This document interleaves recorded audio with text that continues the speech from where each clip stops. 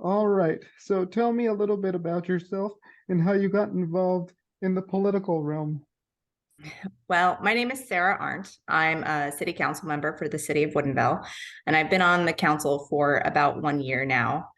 I have been involved with the city for a few years before that as a member of the Public Spaces Commission. And that's a volunteer board that deals with parks, public spaces, art, and trees. And I really got involved in that because of a personal connection to an issue here in the city. Our neighborhood was advocating for the city to invest in this empty lot that we wanted them to furnish as a park. And it was suggested to us as a group that the best way to advocate for our needs was to get involved with the process. So that's when I joined the what was the Parks and Rec department and or commission, and then became Public Spaces. So it's been a journey from just being passionate about something that's particular and individual and local for me, in my direct neighborhood, to kind of expanding my vision for what I'd love to see for the city itself and for kind of the wider neighborhood, in my view. Yeah, that's cool. So if I could just like get into some of the things that you're doing within the policy realm as a council member, like what are you doing in those areas? Well, I am the city's representative on a few different boards and commissions, and they kind of dovetail with kind of the policy areas that I'm most involved with or interested in. So the first one is I'm the representative to the North King County Coalition on Homelessness. And that's just because I have this kind of deep prior engagement with human services.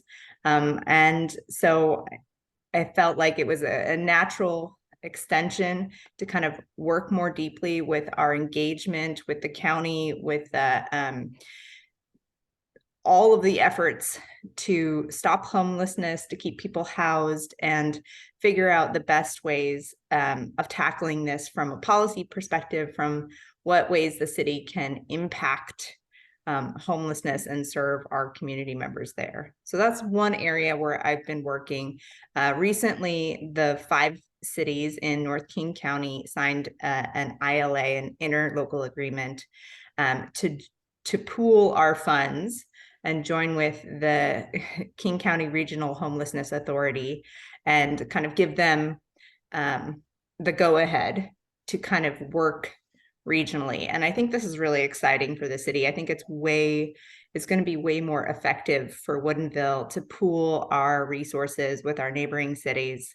We're a small city. And so finding ways to use our money most effectively for our residents is really important for me in this issue. Mm-hmm. Yeah. So are there any particular stakeholders that you partner with in your efforts with like in the policy realm? Yes. I mean, if you take this one issue as an example for homelessness, the King County Coalition on Homelessness involves a lot of stakeholders outside of city government. So it's not only the local cities, but it's agencies like NUSA, the North Urban Human Services Alliance. It's other service providers. So this is people who are operating shelters of one sort or another, or food banks, or who are direct service providers in the area. So these are all stakeholders in the process. And we also have lived experience ambassadors who are involved with that. So people who have been through the system and experienced homelessness in North King County, and they are really valuable because they call you when stuff that you think might work really well actually maybe is not going to be as effective as what you think it will be. So that's very, very helpful perspective to have in all of these discussions. Mm-hmm. Yeah. So like how do you make sure that things, are equitable for people? Like what are some of the things that you're doing within the policy realm to make sure that everybody has, that everybody has, that make sure that everything is equitable is what I'm trying to say. Yeah, I think this one, um, is more difficult in practice than in theory.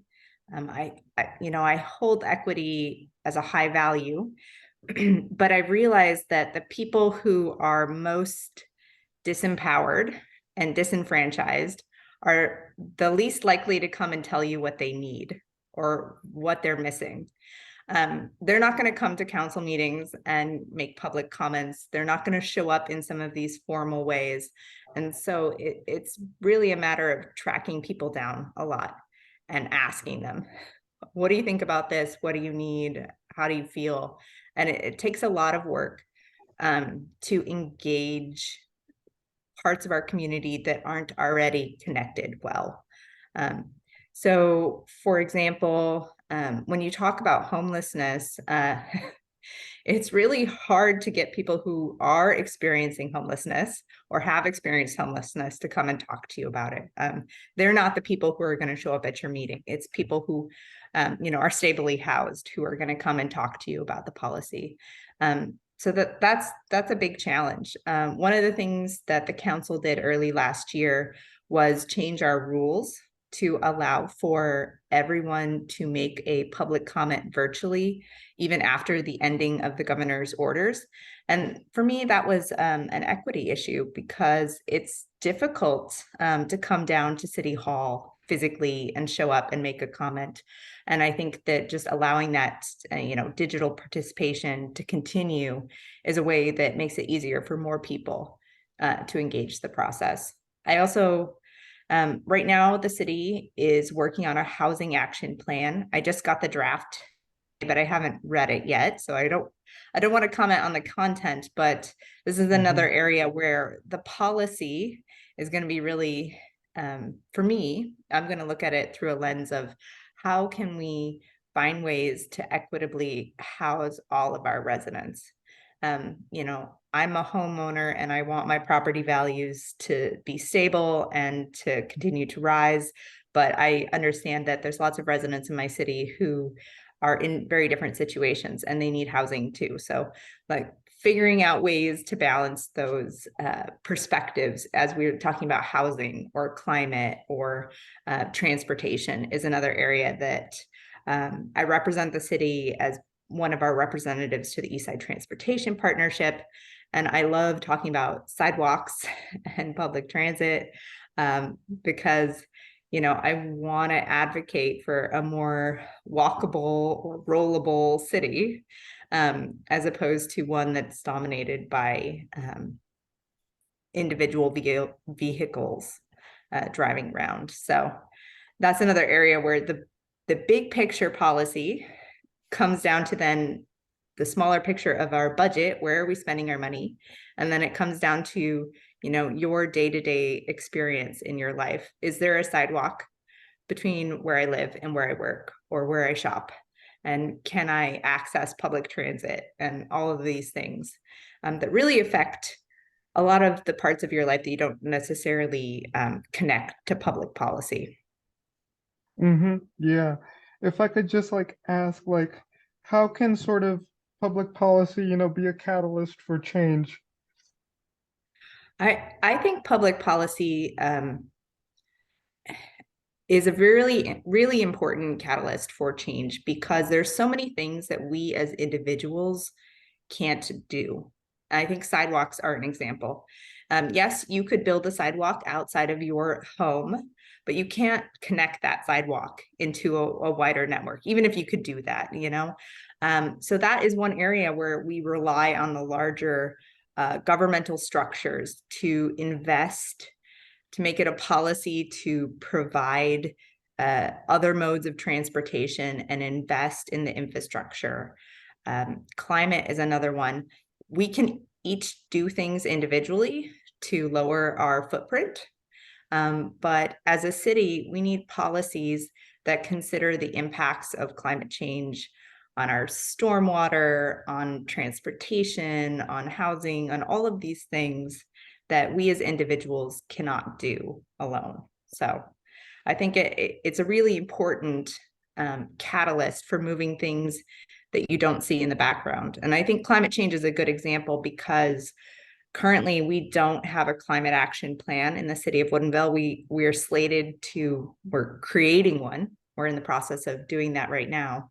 But I think putting those plans in place and accepting these policies then requires the city to take that into consideration anytime it's doing something, instead of just as maybe an add-on or an afterthought. So you want these things to be baked into the process. Yeah, those are some important points.